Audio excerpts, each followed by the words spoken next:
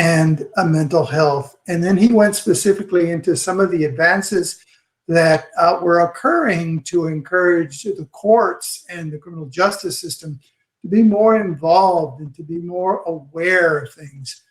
Well, today we have an opportunity to speak with wonderful folks about our mental health court here in Bexar County, San Antonio. We have with us today Judge Yolanda Huff. She's our presiding judge over the Bexar County Mental Health Court. And we have with us Michelle, and it's Ellison Nobles, who's going to be our mental health advocate. And we're going to have an incredible opportunity to hear about her work with respect to the mental health court and some exciting information about specialty courts and the Coalition of Specialty Courts. So I have to do some little homework here and read out my little script about CEUs. So bear with me for just a little bit. For those of you that need CEUs for LPC, MF, can you hear me? Yes. Okay, good. MF and social MFT, social work, please sign in the code that I will announce very shortly. Once you do that, the link will be active for 15 minutes. Remember that you're going to have to do this again towards the last 15 minutes of this section. Hello. And I'll give. Hello. Do you have the code? We can hear you. The code is 71. 71. 71.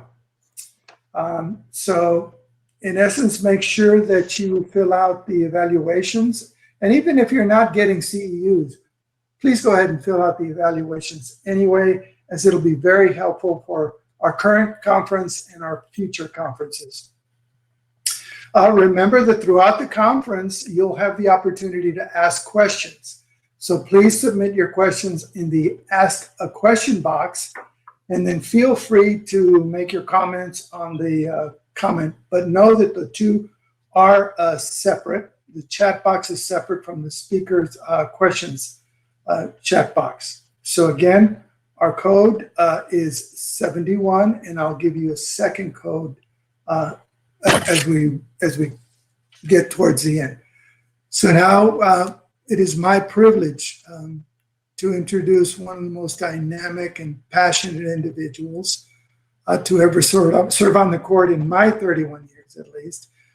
So, Your Honor, Judge Yolanda Huff, please take it away.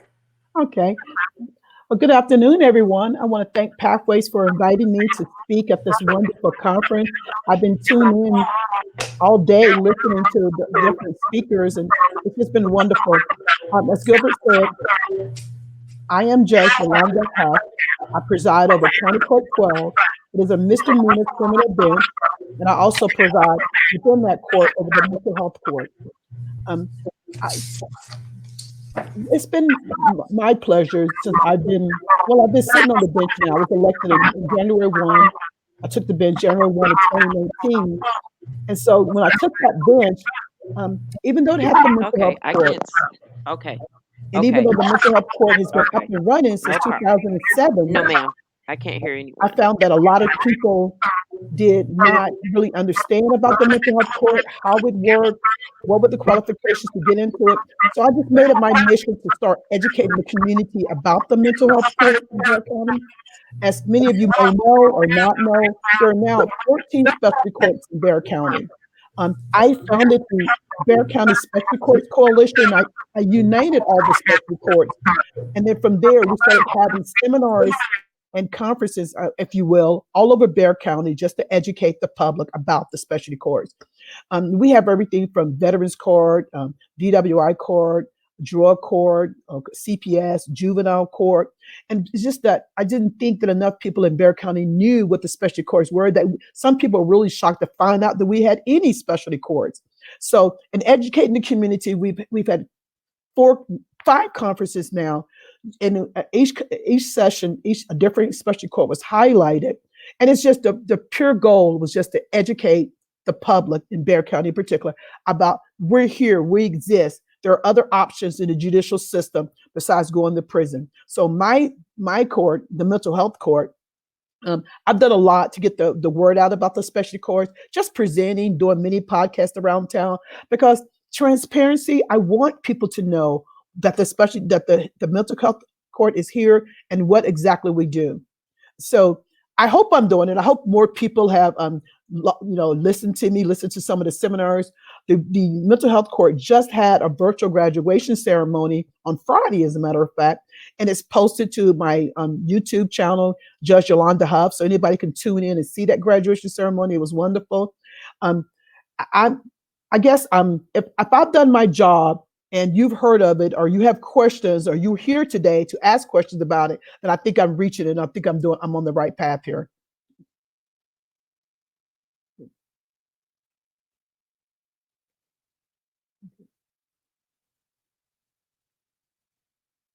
So I'm not hearing the audio from Gilbert. Okay, we're There we having go. a few. Okay, there, I hear you. No, go ahead, Judge. Were you going to continue, or? No, I was waiting for you for your next question. Okay, so can you tell us how does someone become how does someone how is someone referred to the court system? Get into the mental health court. Well, let me back up a little bit and give a little history of specialty courts in general. The first specialty court in America was founded in 1989 in Florida. If a lot of you are like me, my age, you probably remember back in the 80s, the late 80s, the early 90s, when the sentiment across America was build more prisons, lock them up longer, send them to prison longer. That was the sentiment. Well, we all knew and learned that sending one to jail for longer periods of time, that wasn't helping matters. People were still coming out, still drug addicted. And so this law professor in Florida found that he discovered that if you treat individuals that have a drug addiction or a mental health problem in a very intensive way in the judicial system, you'll get much better results. So that was established in 1989. Now, the first specialty court came to San Antonio, Bexar County in 2001, and that was founded by Judge Al Alonso. He founded the misdemeanor drug court. And from there, it just exploded. We now have 14 specialty courts in Bexar County. And so all the specialty courts operate the premise is we're trying to lessen recidivism. When I tell participants in my court, once you've gone through my program, I don't ever want to see you in the judicial system again. And that's the whole purpose. It saves taxpayer dollars. The programs are so successful. The programs are hard. I'll make no bones about it. I know my 12-month program is very hard to get through, but I'll tell the participants it's worth it. We're trying to get an individual that's fallen down on life back on their feet. So you go through this, you're dealing with the judge in a very intensive way. It's a non-adversarial program. Now, sure, I give incentives and sanctions, but the whole process is non-adversarial. And it takes individuals, to get used to that idea that the judicial system is here to help someone get back on their feet. I'm not interested in punishing you. I don't want to send you back to prison. I want you to get back on your feet in life. So my program in particular is a 12-month program.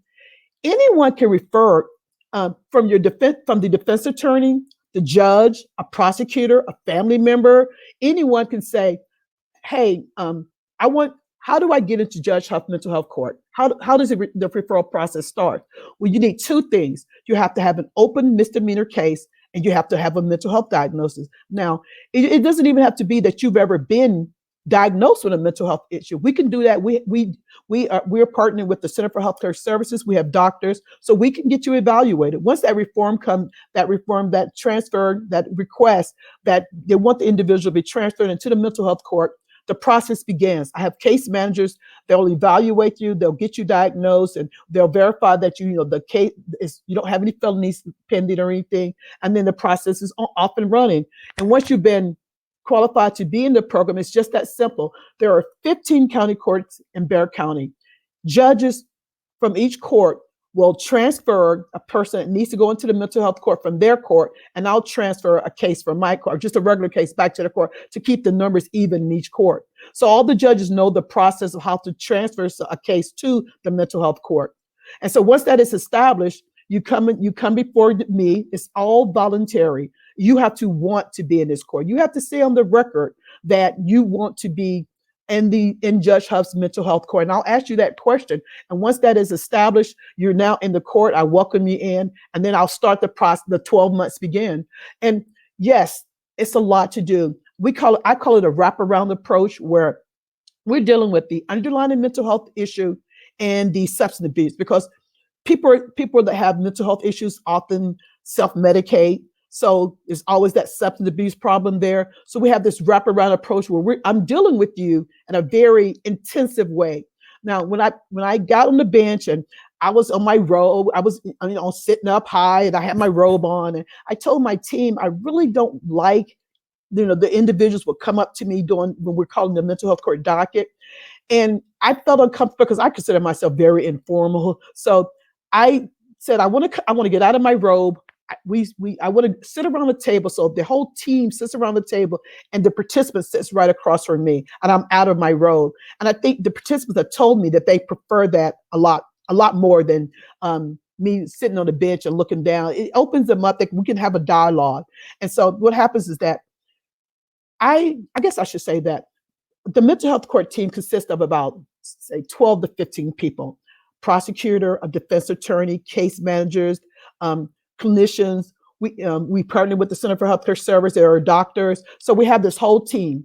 Every Monday at 1:00, the team meets and we'll staff whoever's going to be on the docket that day. And once we've staffed it, the staffing goes on for like an hour and a half.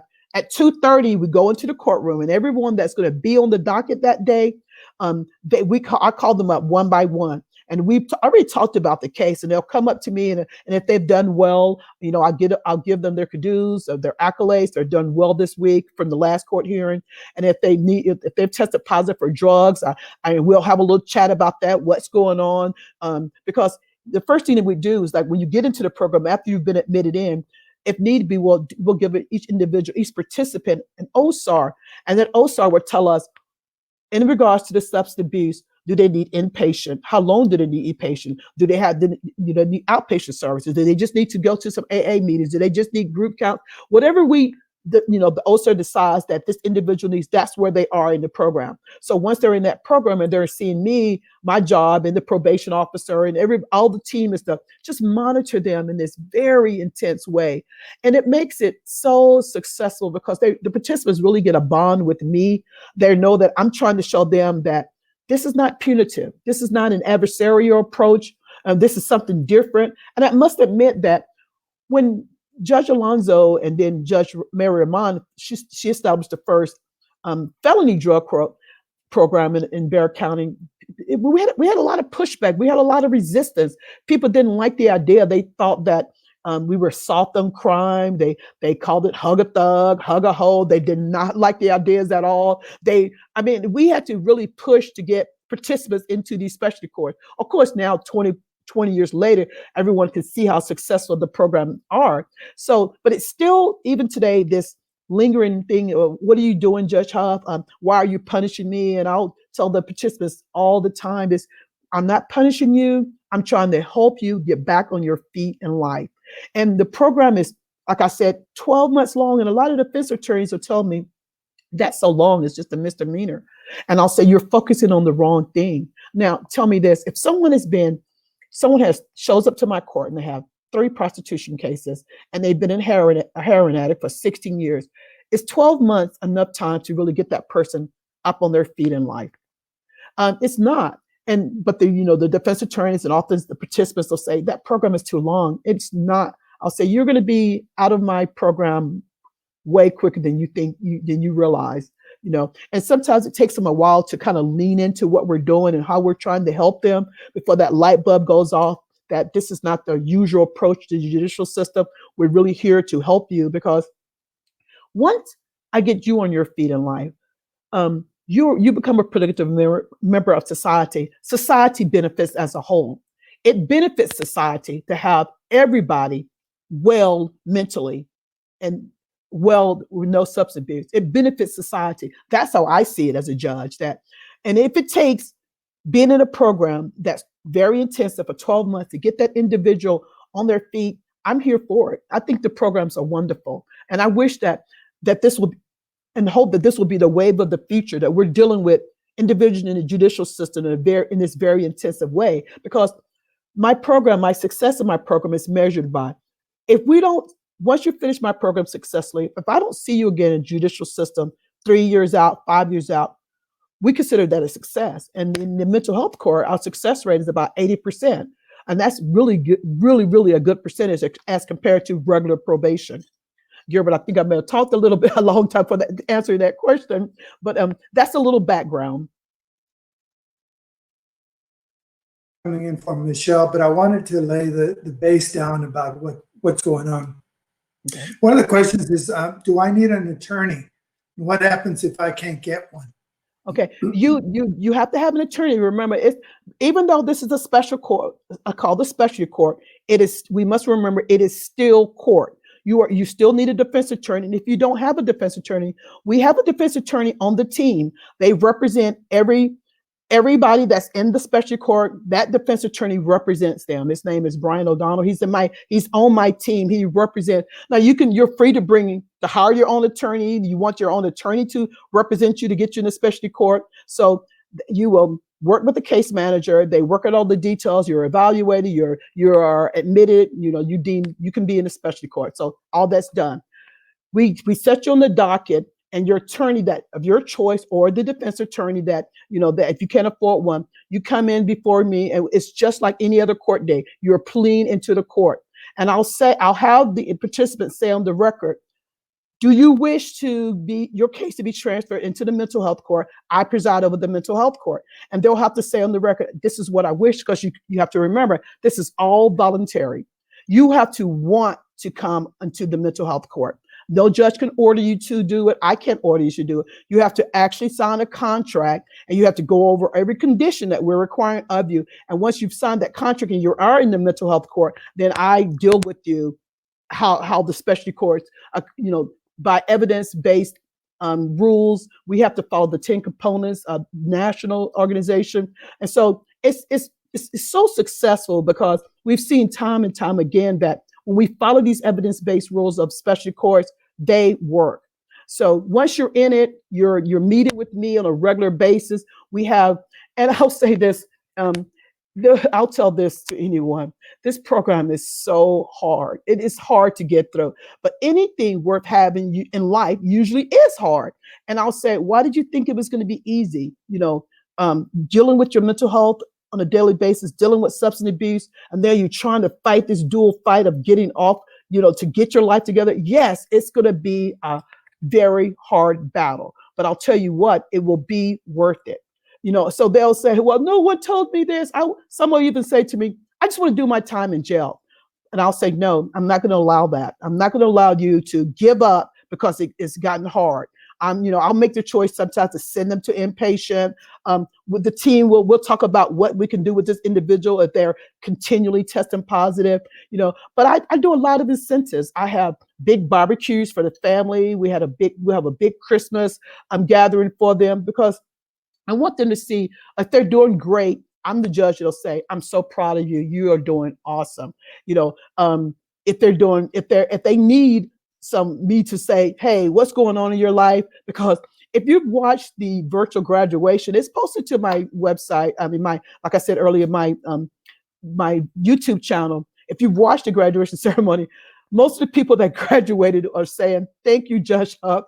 She's very stern but loving, because I am stern. I practice that tough love with them. And I let them know that, yes, this program is hard, but you can do it. You are so intelligent. I know you can do this. This may be the hardest thing that you've ever done, but it will be work. You'll never become that person in life. You'll never become that mother to your child, that father to your child, unless you deal with the underlying mental health issue, the underlying substance abuse, what keeps bringing you back into the judicial system. Unless you deal with that, your life is going to be in shambles. I'll say when they come before me, hey, are you ready for the chaos to stop? Do you want the chaos to stop? Okay, let's get to work. Let's make this chaos stop. And along the way, they'll get tired. They'll get weary. It's hard because we have them they have to go to group therapy. They have to go to individual therapy. They have to UA, because once they're in the program in those 12 months, they have to call the UA call line 365 days. That's every single day that they're on this program. And I mean, Christmas morning, Easter morning. So and that's teaching responsibility, stability, remembering this is on you, because we're telling you to do these things, but you have to show up to the doctor's appointments. You have to call the UA call line. And if that UA call line is telling you to test that day, you have to get over there before the office closes to test that day. And then we're hoping that the test comes back negative. So all these things that we're telling you to do, all of the betterment of getting your life, I like to refer to it, getting your life back on track, because you're falling somewhere along the way, you've fallen down, but we're here as part of the judicial system to help you get your life back on track.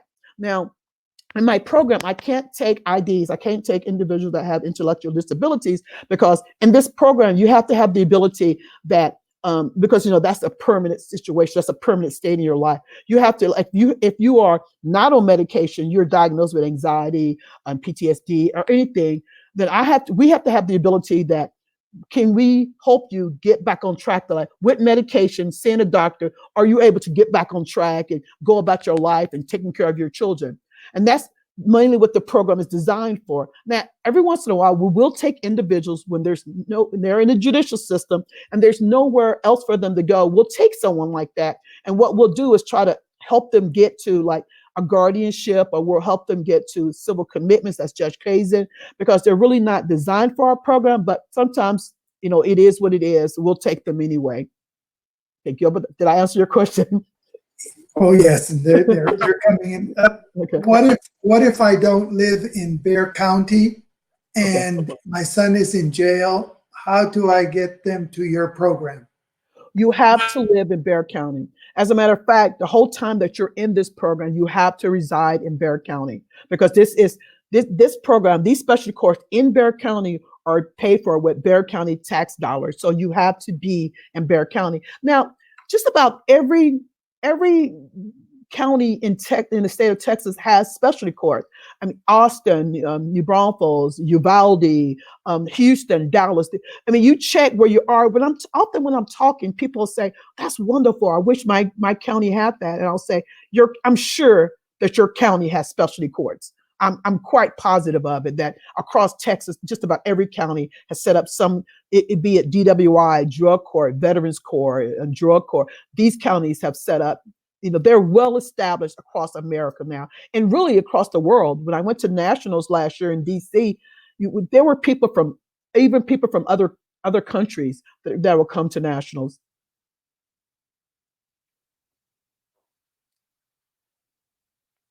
Okay.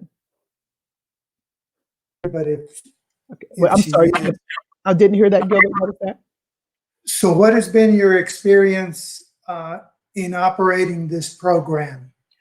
I think that my experience has been one of I get satisfaction when the program is hard, but the person comes in such a way that they dig in and they really want their life to change, because once their life is changed, that's changing the whole family. Because if you have a family member that's dealing with mental health issues, substance abuse issues, that is affecting their whole family, and everybody in that family just wants that person to get help. They want that person to be a productive member of society, and it just is so rewarding for me and my team when we see someone that was just struggling, but they dig in and they some kind of way made it through, and they made it to graduation, and their family's there at the end to give them, to congratulate them and give them all the accolades. That's so rewarding to me. It's being a judge, to me, the mental health court as part of my court is one of the most rewarding things that I'm doing. I'm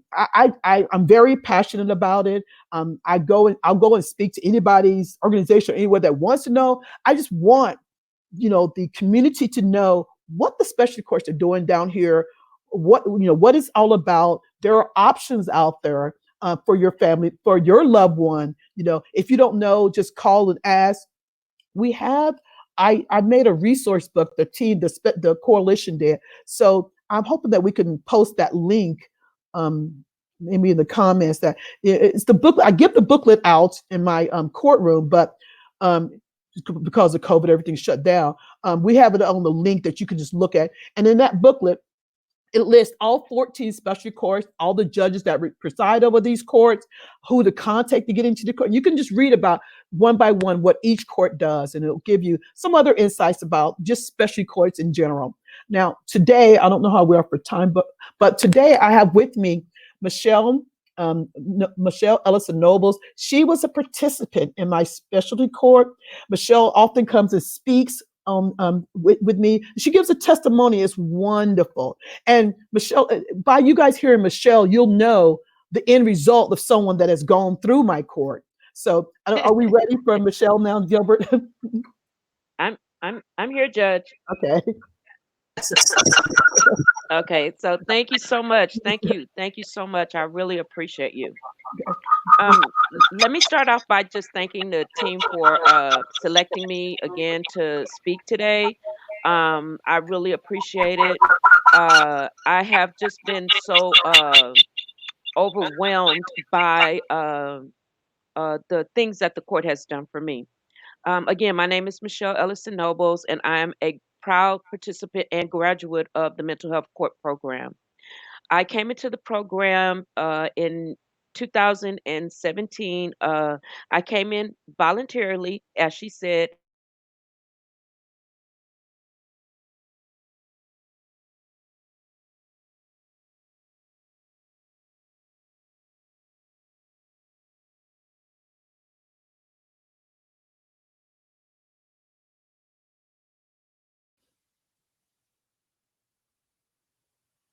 We had you in our system prior before because we knew that you were in another drug rehabilitation center, and so that's how your name got in the system. So we want to offer you our assistance, and that was through Center for Healthcare. So of course, it was a free get out of jail card for me, so I accepted. And I remember driving over to the center with the man that picked me up, and I cried because I could not believe that I had gotten myself in my late 50s, or in my middle 50s, to this point in my life. Um, so as I drove over to the center and I once fully accepted I needed the help through Center for Healthcare, I started my process. And in my process, it took me to County Court 12 for mental health court, which I had to attend the court once a week when you first start off. Then you progressively, as you go on into the court, that time lessens, but it does start out every Monday. I did voluntarily sign the waiver and agreed. I did not want my life or my children's life to be in any more chaos than it already had been. And this chaos for me started when, as I thought about it through this process, this chaos started for me when I was a young child, 11, 12 years old. And in doing that process, it brought me to, with the judge's program, it helped me to go back and to reprocess my whole entire life. With that being said, the once I got into the program, I did not welcome the ideas of the program fully. So I kept having to come out on dirty UAs and just missing appointments and things like that. So I did not accept the program fully when it started. In this process of by me not fully accepting my own responsibility, the judge sent me to Haven for Hope for inpatient because I did not do well on outpatient. While I was there in the process of work of being at Haven for Hope, I accepted the fact that I had not only a drug problem, but I had a mental health problem, and somehow I needed to get help for both at one time. So in this process, this 4-month process that I stayed at Haven for Hope, it helped me to come to the realization that I could no longer hide or run from my mental illness. I could no longer hide or run from my drug addiction. And in this process of me doing that, I helped myself. I helped not only myself, I helped my family members, I helped my mom, I helped my daughter, and I helped my son, I helped my sister, and I helped my brother. When I completed the program at Haven for Hope, which it was a 4-month process, and I graduated from that program, I entered back into the court system again. And I started going to court monthly with that program. I fully accepted, my responsibility at that time. I took the classes that were required of me. It's not easy. I will tell anyone who's trying to come into this program for your son, your daughter, or yourself, it's not an easy program, but it is a doable program. When I came back to the court, I started doing the UAs, I started going to the classes, and I successfully completed the program in 2018. And Judge, you'll correct me if I'm wrong, it may be 2019. I successfully completed that program at that particular time. When I graduated from the program, it was my lifelong, and it is now my lifelong mission to go back into that court and to help other people that are feeling the same effects of drug addiction, of mental health, as I was feeling. And through this process, it makes me more comfortable with myself. It makes me uh, very happy and excited that I can now go back and I can share this in my own community. I'm from San Antonio. I'm a lifelong East Sider, but I go back into my community and I go to my church and I also explain those differences of mental health. Explain why it is that you're in the situation, because drugs dis drugs was not only my problem, it was drug and mental health. So with these things, if you go back and you hit the core of what is wrong, then you can start to correct and create a new situation for yourself. Mhm. So I had to go back first and deal with my drug addiction, which my mental health, which led me into my drug addiction. Today, I can truthfully and honestly say that I have been drug free now for 3 years. I've married while I was doing this process. I'm married. I'm coming up on my second wedding anniversary to my husband. I have two wonderful children who I'm very proud of. One daughter that I just had the opportunity to take back to Texas Tech last week, and she's in her second year there. So I say to parents, I say to the people that also are thinking about coming into the mental health program, it is not easy. It's going to require some things of you. But isn't that life? Isn't that what we were doing when we were doing drugs? Isn't it what we were doing when we were homeless? It required something of us. Well, this is also going to require something of you. You are ready and you are up to the task of doing those things. But first of all, you got to admit that you have these problems. And once you say, I want help for those problems. I want to be a better person. I want to be able to give back to my society, my community, give back to my family what you've taken away from them, and give that back to them in a positive way. They will look at you in a different way. They will respond to you in a different way. And you're going to not only graduate from this program, but you're going to come back just like myself and you're going to help somebody else. It does not take us 20 people to save one person, it only takes one person to save one person.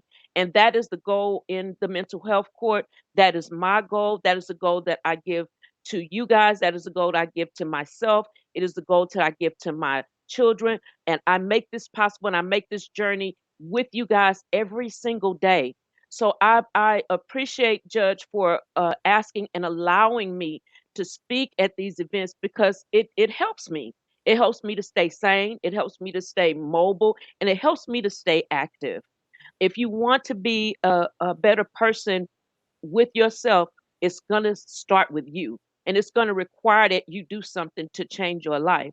I cannot be more honored. I cannot thank the judge so much for helping me and for taking the time out to always consider me one of her proteges. It's my lifelong mission, and I know it's hers too. But it is going to require some work.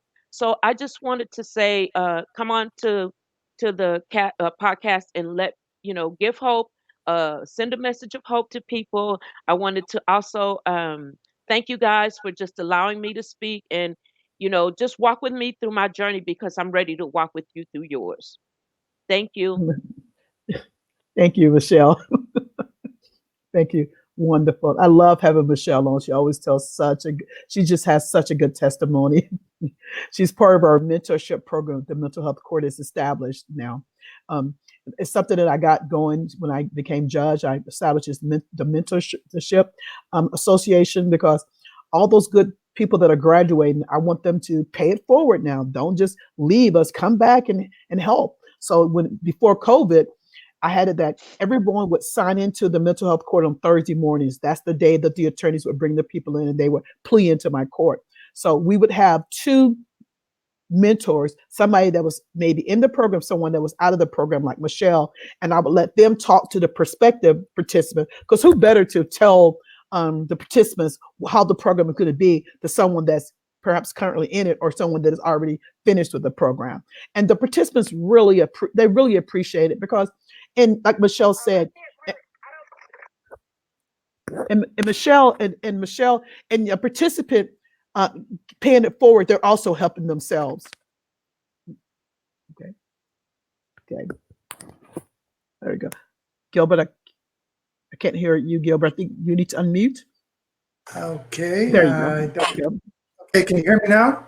I can hear you fine. Thank you.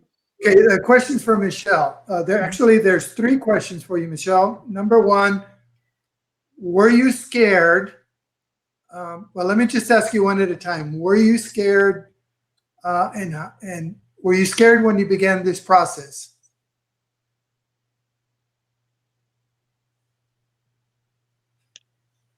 Michelle, did you hear the question? Michelle?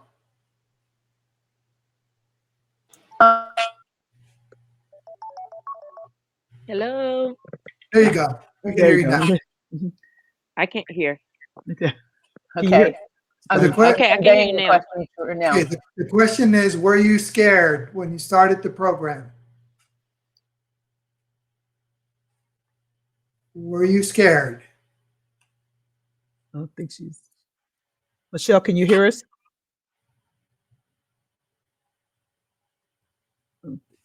She Okay. can't hear you. I'm getting to her. Okay, the question was, Were you scared?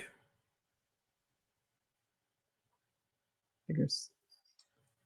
So we'll give you 2 questions while you're trying to get that. Were you scared? And what was the daily process that you had to go through? Or how many times did you have to go to court? Would they ask me or Michelle that question? They were asking Michelle the question. Okay. Because you can't. But Judge, Okay. Now there, I hear you. Okay. Okay. So the Okay, question, go ahead. Michelle, were you scared? Were you Oh, scared? okay. Thanks. Yeah, I was, because I had well, it was no more scarier than being in jail, I guess, so I wasn't really scared to be in the program. I think jail was more scarier than the program. Um, but no, I just came to the realization that I needed to make a change in my life. So I guess, if you want to say change is scary, a little, but it's not something that you can't do. So scared, no. I just want to say it was probably another avenue that I, in that case, was not ready for, but I was willing to accept that change.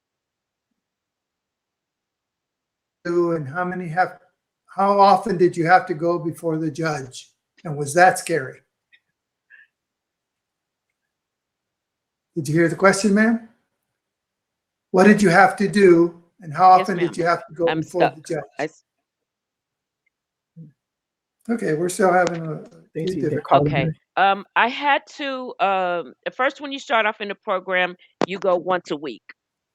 You go every Monday. I want to say every Monday to the program. And as time goes by, then you start to lessen to where you go twice, you go every other week. Then once you get into you get further along in the program, you go once every 3 weeks. Then as you go, as you progress yourself, then you are in the instance you go once a month. So at first you start off going every other week. So the next question is, thank you for your honesty and your forthrightness. But what kept you going? What made the difference? What was the thing that drove you to make yourself get into treatment and to get better? Hello? Yes, ma'am. A relay going here. So what was it that made the difference? What was it that drove you, that kept you going? What was it that made the difference? What was it that drove you? What kept you going? What initially kept me going is because I have my two children.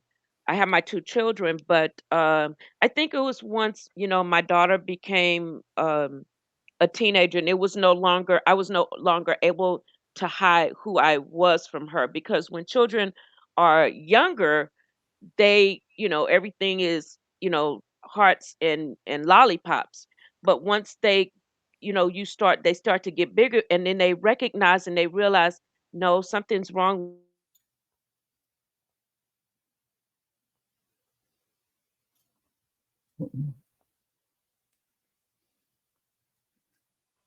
Daughter, because she's I'm the woman that I want my daughter to be. So that's the difference. My son is not he's my son, true, but my son is not I can't be my son's father, but I can be my daughter's mother. And I can be my daughter in that sense of being a female. So it was when I could no longer hide who I was from my daughter. And she's my youngest. They're 10 years apart. So she's my youngest. So I could just no longer hide who I was. Thank you. Next question is for Judge Huff. Do the specialty courts also work with the military, or is that a different court process? No, the special courts do work with the military.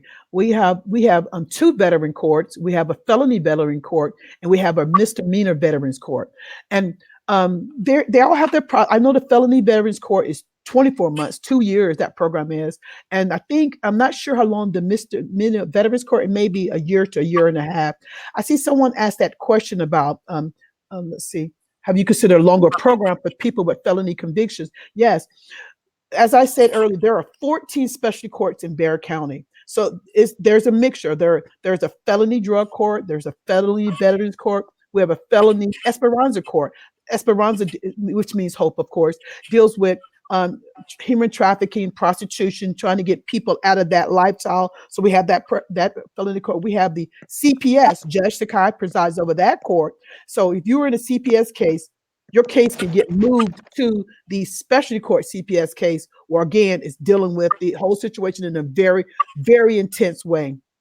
So I guess I hope I'm answering the question that so felony, that's district court, county court is misdemeanors, and we have specialty courts for each judicial system. I hope that answers the question. It did. Gilbert, I need to interrupt. Go ahead. Yes. We need to do another shout out to the CEUs. Okay. And I'm going to put a form in the chat for people. Okay. And you can tell them you have the code. Magic code is 55. Okay, so here's the form in the chat. 55. Okay. And I will shut up again.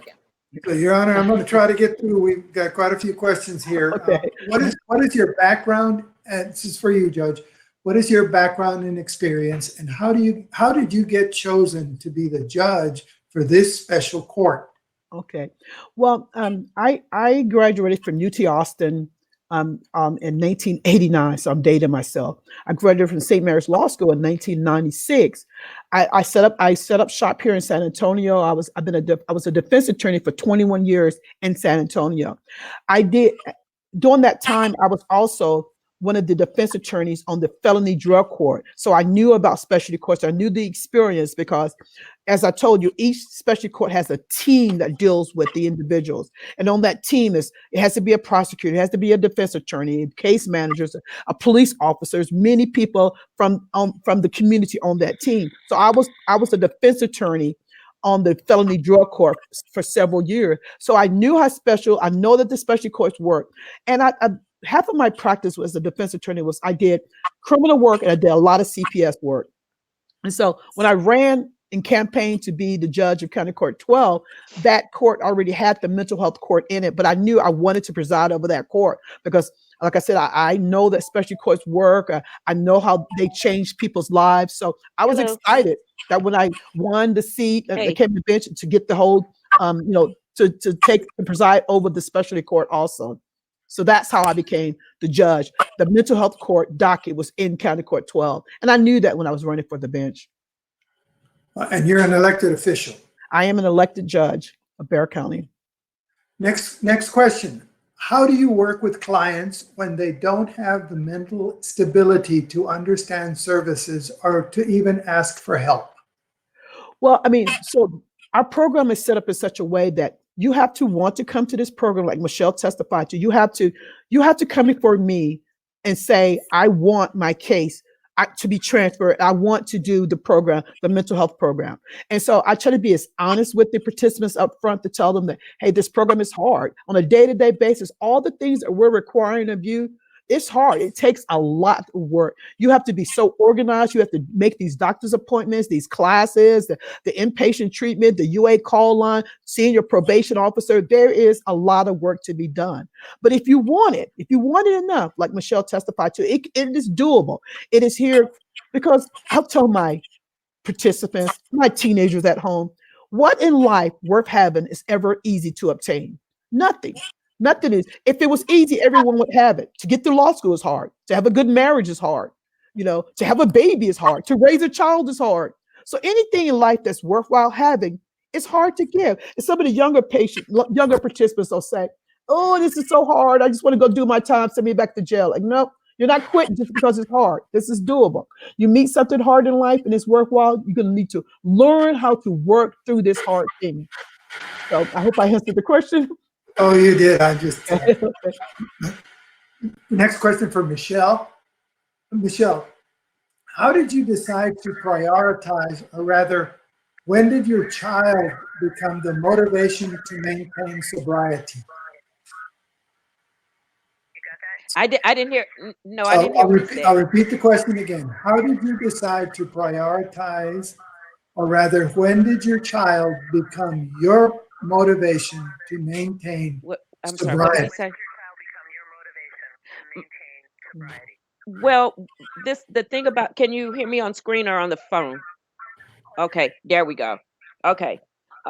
Now, what I failed to say, and I should have said before, is that when I had before I got any help, I lost custody of my children to the state of Texas, and my mother, she took over guardianship of my children, of my two children. My son was in high school, and my daughter, she was in elementary school, and I thought that once my children were taken away from me, that I had no real purpose, in life. I didn't want to live anymore. I just didn't want to. So then I started.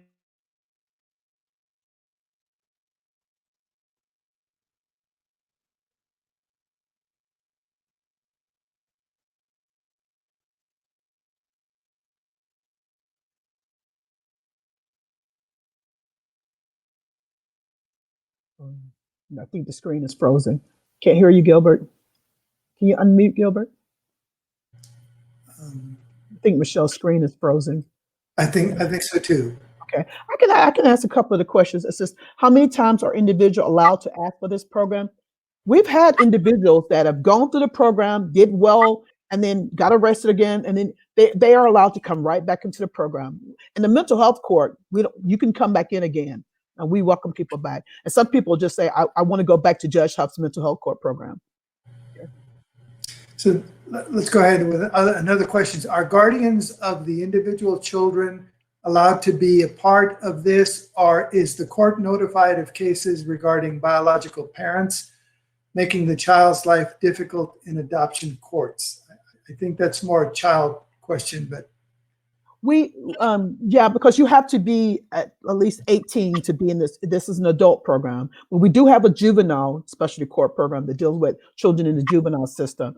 But if someone has a guardian, and because we do have some individuals that have a guardian, and that guardian is allowed to be in court with that individual.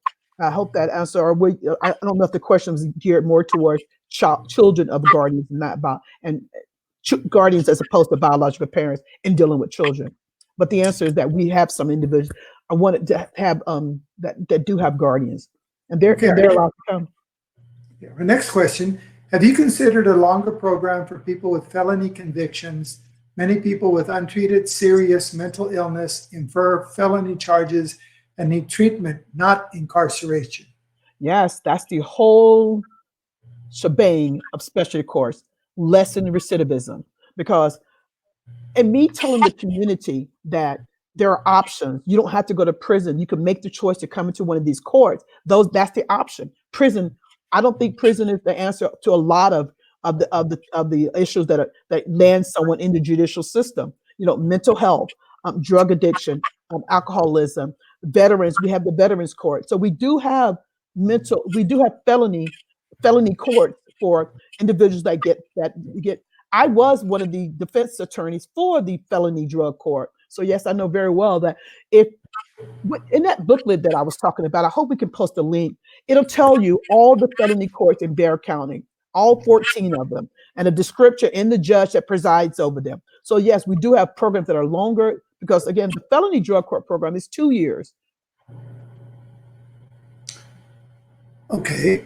How many mental health cases do you see on average per month?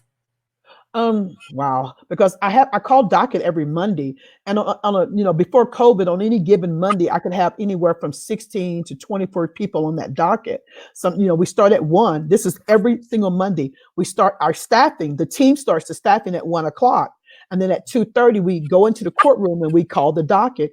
And each individual comes up and sits before me. We have a little chat about what's going on in their life. So in my program now, before pre-COVID, I think we had about 60 participants, and they're always revolving in. They're graduating now, and we're constantly getting more in. So at any time, I think the number for the mental health court has in the past gotten as high as 100 individuals, or maybe as low as 25 individuals. But on average, we probably keep it around 55, 60 people. Okay. Next question is, what kind of charges will the court consider, and what will get you excluded from eligibility in your court? I don't think that there are any. I mean, we accept criminal mischief, prostitution, drug charges, DWIs, assault cases. The assault cases are closely monitored by the DA's office. And what I have is a PTD program. So I call my regular docket on Mondays.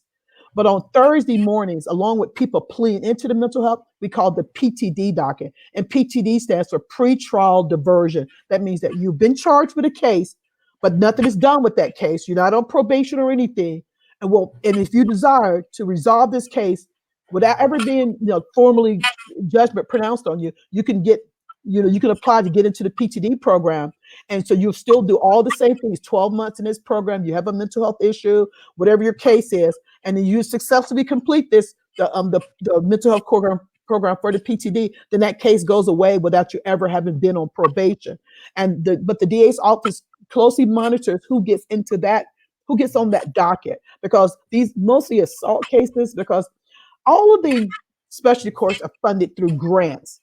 And my specialty court is the only court that is funded by the commissioner's court fully. So, and getting these grants, federal grants, state grants, local grants, oftentimes they'll say no violent offenses. So that excludes assault cases right off the bat. Well, in my program, because of the PTD docket, I can let people in that have assault. So I can't really think of any any charge that would be excluded from the program. You cannot have a felony pending. You can't have a case outside of Bexar County open, because if you have a felony pending, you must deal with that case, get that case closed out before you can come to my docket.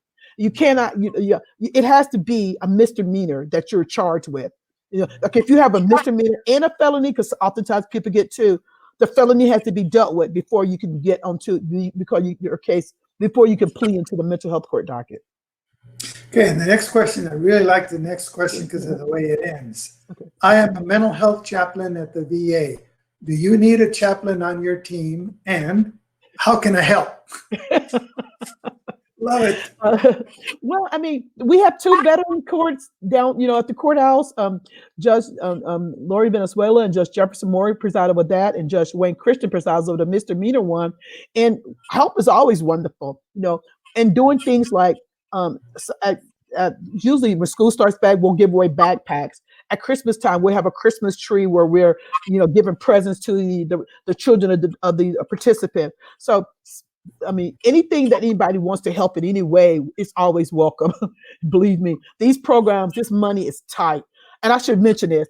If you guys like the programs, if you think that specialty courses are a good idea, let your senators, let your congressmen know that, hey, these specialty courses that are across Texas, that are across America, these are great programs. I want to learn more about the programs, because all of our budgets are so tight. The budgets for these programs are so tight, especially probably now in COVID. So let people know these programs are great. If you've never heard about these programs, go to our, I think it's your website, Booker, because we have, Gilbert, we have all the specialty courts listed, and you can just learn more.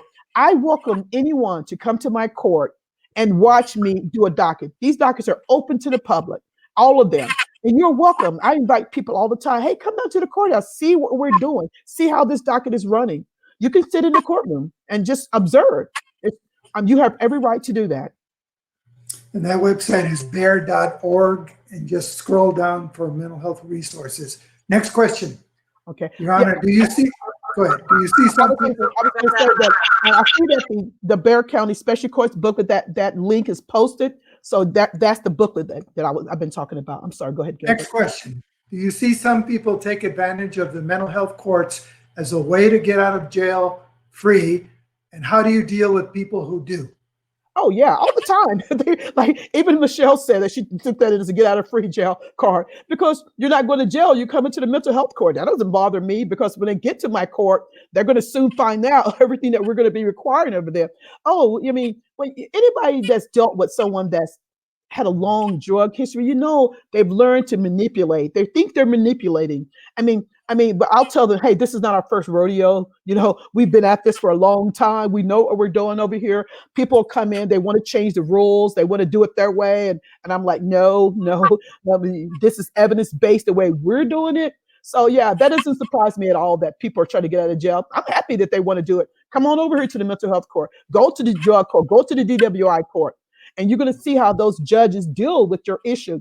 And I want it to be so real to that individual. They'll fight us for a while. They don't want to give in. They don't want to do what we're asking.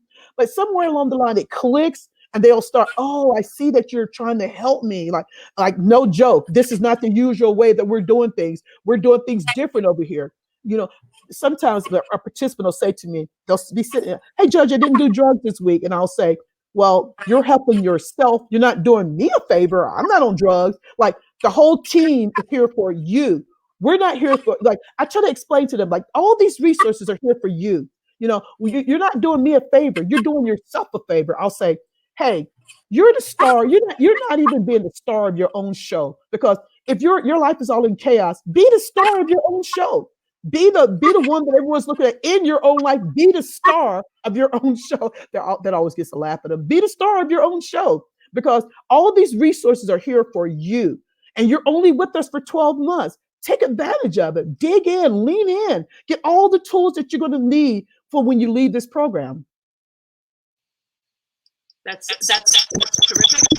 And, I think we need to wrap it up. Okay. Fix that audio. Okay. Here we go. Sorry about that. But we're out of time. Okay. Okay. Well, thank you, everyone. I do enjoy, I love, as you can say, I have a passion for it. I love, love, love talking about the specialty course, my mental health court, and how we help people, how we help the community. And I'll go anywhere that anybody wants me to speak. I'm just did a podcast before I came on this podcast. So I enjoy it. And I thank Pathways for inviting me and giving me this opportunity. And Michelle, thank you again so much for coming. She's just been such a blessing to the mental health court and her going out and telling the community about her progress and what she's done and what she's learned for the program. And thank you, Gilbert, for moderating this today. Thank you so much. The exit code for your CEUs is 5555. Don't forget that, your exit code. Don't forget to fill out the evaluations. Michelle, you were incredible. Thank you so much. Even with technical problems, you got We're your all message. learning. We're all learning this Zoom world. Thank you so much, and stay well. Thank you for all what you're doing. Thank you, everybody.